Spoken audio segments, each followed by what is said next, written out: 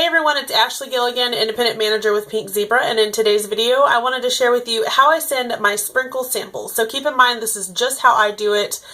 You can tweak it and make it your own way, but this is just how I do it. I know everybody has a different way of doing it. So just going to go over a couple of different ways that you can mail it and include kind of what I put in a sprinkle package when I am sending samples. And then I'm going to tell you about my disaster from the other day, and I'm also going to tell you how important it is to follow up with people that you've sent samples to. And I'm going to share with you how I do that. So without further ado, let's just go ahead and get started.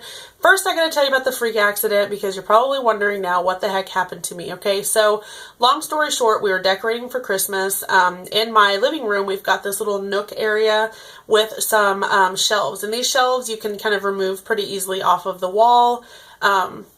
So I was dusting and I was moving some stuff around. I had a simmering light sitting there that was on, and I decided that I wanted to move it to the top shelf to add my old discontinued white church shade up there for Christmas decoration. So what I did was I removed everything but the base with the light bulb, and I took the liner off and the shade and everything that was on that simmering light. Well, I was moving the darn thing, and that simmering light rolled off of there, just kind of slid down the shelf, and it landed right on my chest. I was wearing a tank top.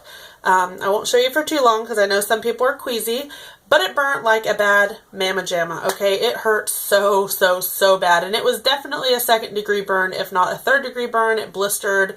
Right now it itches so bad I just want to claw my skin off, but I'm trying not to because that is going to be a terrible spot to scar, and I'm trying to leave it alone. But just a caution to you all, if you're clumsy like me or if you have children, stay away from those dang hot light bulbs, okay? So on to the sprinkle samples. There are tons of different ways that you can send sprinkle samples. It just depends on what your budget is and what items you have to do so, okay? So there's 2 different ways that I send samples. I get these little 4x7, they're by the Duck brand, like duct tape, little padded envelopes. So they're 4x7. I just fill out my information, the customer's information, and I stuff everything inside here. So the thing about these that I like is the fact that you can stuff this bad boy pretty big because it is a little bit larger than like a standard envelope. And also the fact that it's padded, so you know it's not going to go through and get smashed on the conveyors, and you can, add a lot more sprinkles to this. The downside of this is it's a little bit more expensive. I think when I take this to the post office, it cost me like $2.33. So 2 different ways that you can send this kind of stuff through the mail is, of course, by going to the post office. They're going to weigh it and they're going to put the exact postage on here. Or you can use stamps, of course. But keep in mind, stamps, typical normal stamp is 49 cents. So if you have something that's going to cost you like $2.33 like this costs, it doesn't make sense to put those 49-cent stamps on because you're going to have to put more stamps than necessary. And the cool thing about taking this to the post office is since this is considered a small package or parcel, they will give you tracking for it. So it's the same exact cost whether you take it to the post office or you stick stamps on it yourself. But going to the post office, in my opinion, is better because you do get tracking on it, okay? Second way of doing that is in a business envelope. And I've already got it stuffed with some goodies inside that I'll show you in a second. But I purchased these 2-ounce non-machinable surcharge stamps. Some people I've heard refer to the butterfly stamp because it's got the little butterfly on there. But I buy those at the post office. I think these are 60 cents a piece. So typically I'll buy like 10 and it'll cost me like $6. And then I always write non-machinable on there just to make sure that it doesn't get sent through the machine for everything to get smashed. So inside this business envelope, I always include like a little note card. This one's just a colorful piece of cardstock. You can do a little card like this that opens up. I love these ones. I got these at Target for $1 for a pack of 8. Always include a business card or 2 if you want to. And I really love this envelope in specific because it fits the Shop Host Join catalog perfectly inside there. Always make sure that you label that or you put your name on the back with a marker or a pen. And then last but not least is my sample.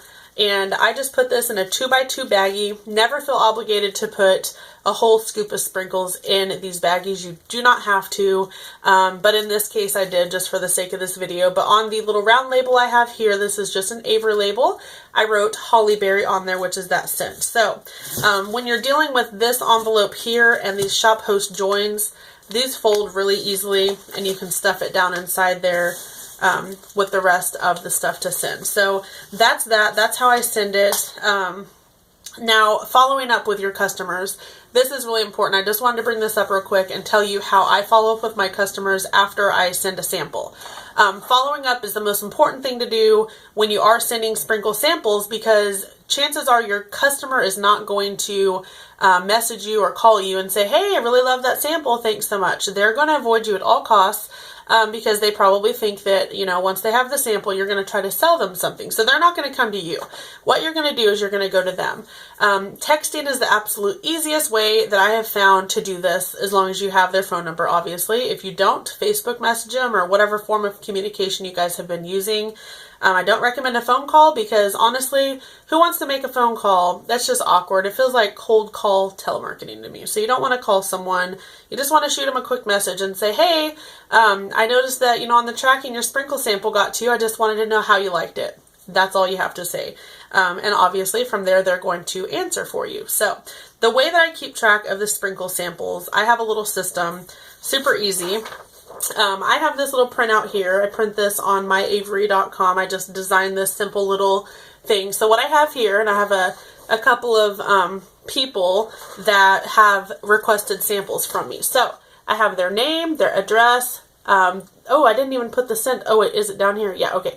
The date sent, and then the scent I sent down here. So then what I do, once I have followed up with this customer, after a few days of I know they have, gotten the sample, if it's tracked or whatever, I'll usually wait a day or two after they've received it just to follow up with them.